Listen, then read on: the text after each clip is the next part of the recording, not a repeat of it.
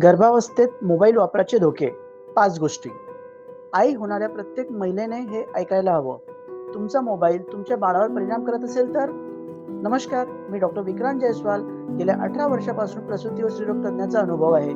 आज मी सांगणार आहे 5 महत्त्वाच्या गोष्टी.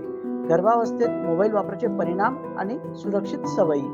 मोबाईलमधून निघणारा किरणोत्सर्ग, इलेक्ट्रोमॅग्नेटिक वेव्हज दीर्घकाळ पोटाजवळ ठेवला तर बाळाच्या वाढीवर परिणाम करू शकतो. फोन कानाला न लावता स्पीकर मोड किंवा इयरफोन वापरा. रात्री उशिरा स्क्रीनकडे बघितल्याने मेलॅटोनिन हार्मोन कमी होते, झोपेचा दर्जा घसरतो आणि आईची झोप बिघडली तर बाळाची वाढही थांबते. सोशल मीडिया, नकारात्मक बातम्या, सतत नोटिफिकेशन्स हे सर्व ताण वाढवतात. ताणामुळे कॉर्टिसोल हार्मोन वाढतो आणि बाळाच्या मेंदूच्या विकासावर ते परिणाम होऊ शकतो. मोबाईलवर गुंग राहून चालणे, स्वयंपाक करणे, रस्ता ओलांडणे, गर्भावस्थेत पडणे हे आई व बाळ दोघांसाठी धोकादायक ठरू शकते.